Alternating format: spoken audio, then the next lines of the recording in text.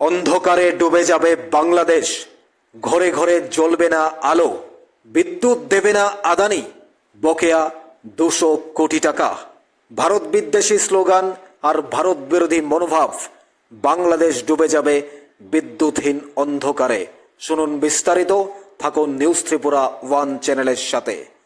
ভারত থেকে বাংলাদেশ 100% বিদ্যুৎ পরিষেবা পায়, আর এই বিদ্যুৎ পরিষেবা ধীরে ধীরে বন্ধ হতে যাচ্ছে। আদানি বিদ্যুৎ দেবে না আর, মাত্র কয়েকদিন পরেই দেখবেন বাংলাদেশ ডুবে গেছে বিদ্যুৎহীন অন্ধকারে। কারণ বাংলাদেশের কাছে আদানি পাবে 200 কোটি টাকা, 200 করোড়। বাংলাদেশের সাথে বাংলাদেশের প্রাক্তন প্রধানমন্ত্রী শেখ হাসিনা সরকারের একটা গুরুত্বপূর্ণ সম্পর্ক ছিল ভারতের সাথে। ভারতের আমদানি রপ্তানি থেকে শুরু করে সমস্ত কিছুর সাথে ছিল গুরুত্বপূর্ণ এবং ভালো সম্পর্ক। নতুন সরকার এবং ছাত্র আন্দোলনের নামে রাজনীতি, নতুন সরকার অর্থাৎ ডক্টর ইউনূসের সরকারের সময় ভারতের সাথে সম্পর্ক তিক্ততা তৈরি হয়। ভারত বিদ্বেষী স্লোগান দেয় বাংলাদেশ, ভারত বিরোধী মনোভাব তাদের, অর্থাৎ ধীরে ধীরে পাকিস্তানে পরিণত হচ্ছে বাংলাদেশ। আর ভারতের সাথে সম্পর্ক হচ্ছে তিক্ততা, বাড়ছে দূরত্ব।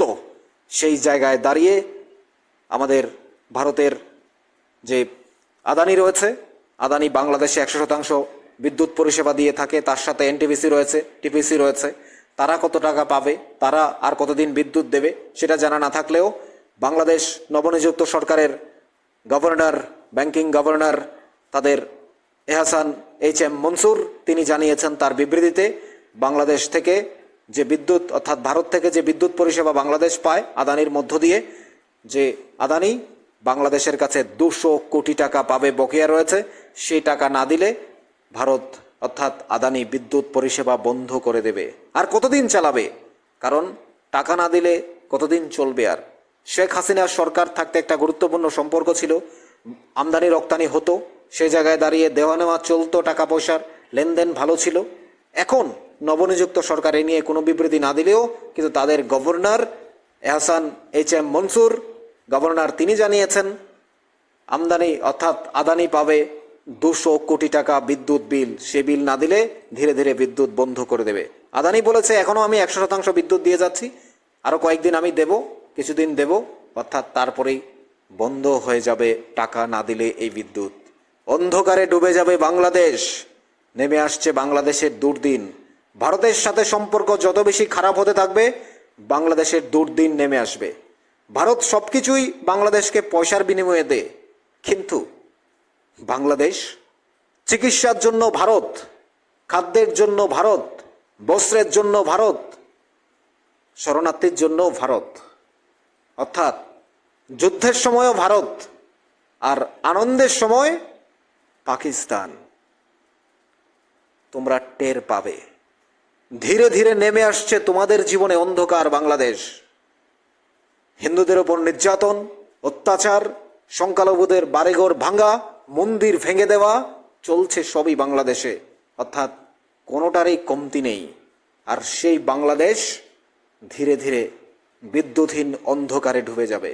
নাচানাচি, লাফালাফি, ভারত বিরোধী স্লোগান, পাকিস্তানের সাথে বন্ধুত্ব, একটা দেশের সাথে বন্ধুত্ব করতেই পারে, কারণ তারা ভুলে যায় 1971-এ ভারত তাদেরকে 1 কোটি শরণার্থীকে আশ্রয় দিয়েছিল। আমাদের ভারতবর্ষ, আমাদের পশ্চিমবঙ্গ, ত্রিপুরা, এই সমস্ত জায়গাতে 1 কোটি তাদের শরণার্থী ছিল। আমাদের দেশে থেকে বাংলাদেশের মুক্তিযোদ্ধারা ট্রেনিং করেছে, অস্ত্র পেয়েছে, খাদ্য পেয়েছে, জায়গা পেয়েছে। আর যে পাকিস্তান তাদেরকে অত্যাচার করেছে, নির্যাতন করেছে, তারা আজ তাদের বন্ধু হয়েছে। আর যে ভারত আশ্রয় দিয়েছে, শরণার্থী হিসাবে রেখেছে, অস্ত্র দিয়েছে, যুদ্ধে সাহায্য করে স্বাধীন দেশ দিয়েছে, বাংলাদেশ স্বীকৃতি দিয়েছে, সে বাংলাদেশ আজ ভারত বিরোধী স্লোগান দিচ্ছে, ভারত বিরোধী মনোভাব দেখাচ্ছে, পাকিস্তানের সাথে বন্ধুত্ব করছে। সেটা তাদের ব্যক্তিগত বিষয়, বন্ধুত্ব করতেই পারে, আভ্যন্তরীণ বিষয়, কিন্তু ভারত বিরোধী স্লোগান বাংলাদেশকে ধীরে ধীরে অন্ধকারে ডুবিয়ে দেবে।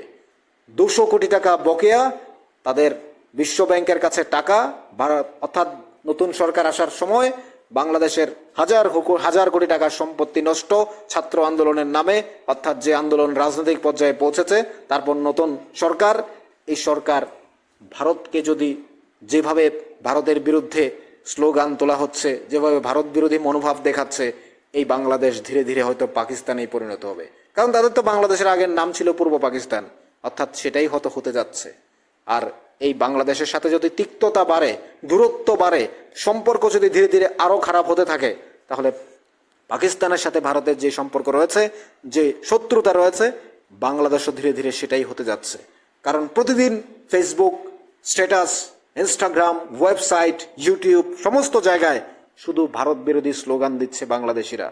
অর্থাৎ দেখা যাচ্ছে ভারতের সাথে তাদের বিদ্বেষ, তাদের নাচানাচি, তাদের লাফালাফি বেশি দিন হয়তো টিকবে না। কারণ ভারতে প্রতি বছর 1 কোটি মানুষ চিকিৎসার জন্য আসে, উন্নত চিকিৎসার জন্য। আর বাংলাদেশ গাড়ি থেকে, রেল থেকে শুরু করে সমস্ত কিছু, আমাদের বর্ডার সেক্টর থেকে শুরু করে খাদ্য বস্ত্র থেকে শুরু করে সমস্ত কিছু, আপৎকালীন সমস্ত পরিস্থিতি বাংলাদেশ পেয়ে যায়।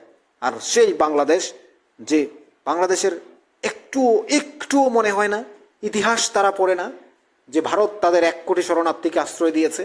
দেশ ভাগের পর ভারত গরিব ছিল, সে গরিব রাষ্ট্রে থেকে এই বাংলাদেশের 1 কোটি মানুষকে আশ্রয় দেওয়া, তাদের খাদ্য বস্ত্র সমস্ত কিছুর ব্যবস্থা করা, বাংলাদেশকে একটা স্বাধীন রাষ্ট্র স্বীকৃতি দেওয়া।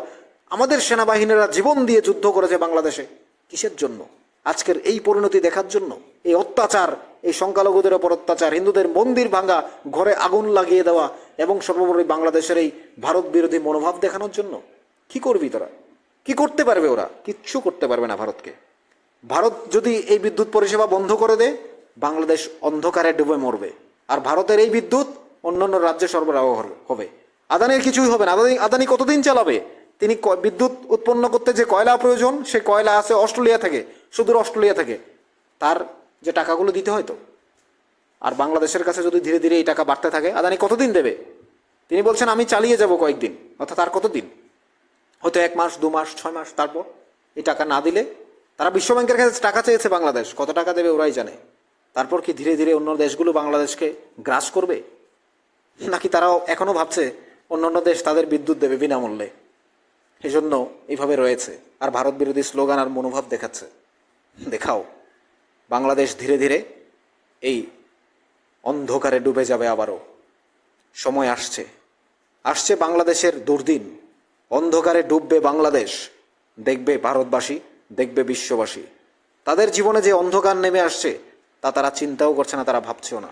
তারা ভুলে যায় অতীতের দিনগুলো, তারা ভুলে যায় তাদের সময়, ভুলে যায় তারা কিভাবে তাদের দেশ যুদ্ধ করে জিতেছে, ভুলে যায় তারা ভারত তাদেরকে কিভাবে সাহায্য করেছে, ভুলে যায় তারা ভারত কিভাবে শরণার্থী হিসাবে তাদের রেখেছে।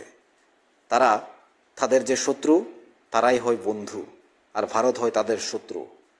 এই ভারত চিকিৎসা না দিলে বাংলাদেশের মানুষ বাংলাদেশেই পচে মরবে। আর ভারত খাদ্য না পাঠালে বাংলাদেশ না খেয়ে মরবে। বাংলাদেশে যদি ভারতের প্রোডাক্ট না পাঠায়, তারা দ্বিগুণ দাম দিয়ে কিনতে হবে অন্য দেশ থেকে। সেটা বাংলাদেশের লাফালাফি, তাদের ভারত বিদ্বেষী স্লোগান, ভারত বিরোধী মনোভাব ধীরে ধীরে বাংলাদেশকে পাকিস্তানে পরিণত করছে।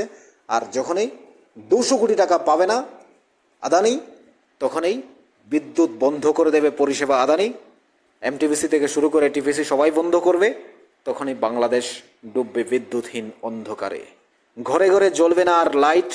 আর শুধু লাইট নয়, শুধু বিদ্যুতের জন্য শুধু কি আলো তা নয়, বিভিন্ন জায়গায় যানবাহন থেকে শুরু করে ফ্যাক্টরি, কলকারখানা, সমস্ত কিছু, অফিস, আদালত, সমস্ত কিছু বিদ্যুৎ সব ডুবে যাবে।